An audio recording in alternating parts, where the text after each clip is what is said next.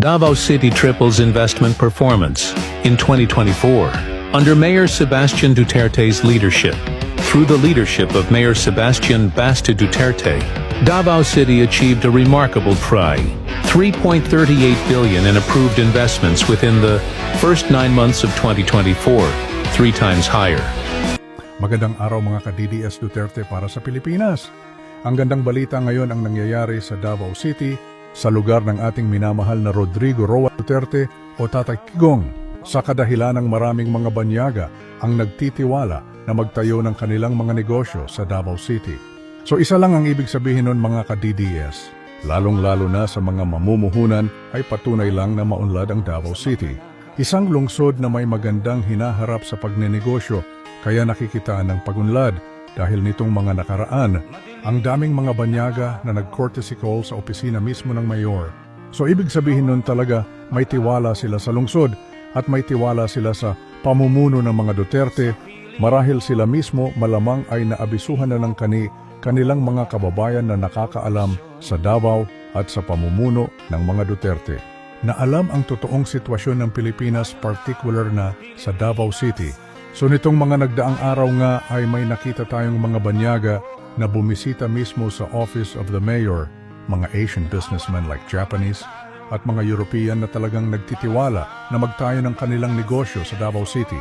Gaya na nga nitong taga-Czech Republic, talagang pursigido siya na magtayo ng kanilang negosyo sa Davao City.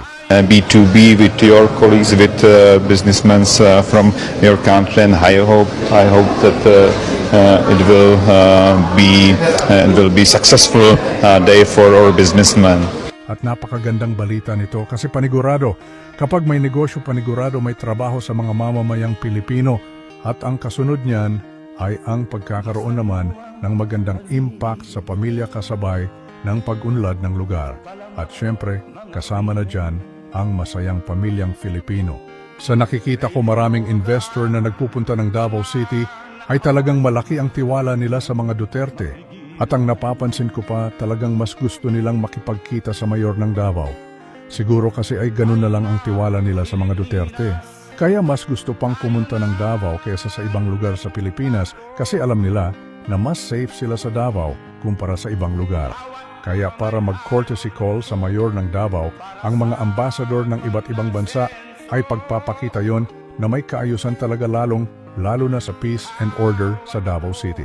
Mas safe kasi sila sa Davao kaya siguro sila mismo naghihikayat sa kanilang mga kababayan na mag-invest sa Davao o magtayo ng negosyo sa Davao kasi nga siguro alam nila na safe sila mamuhay sa Davao City. At isa pa ay talagang maganda ang pagpapatakbo ng syudad at napaka-safe pa na environment, talagang napaka-safe to live. At para sa akin, the number 1 at pinaka-best place to live talaga ang Davao City.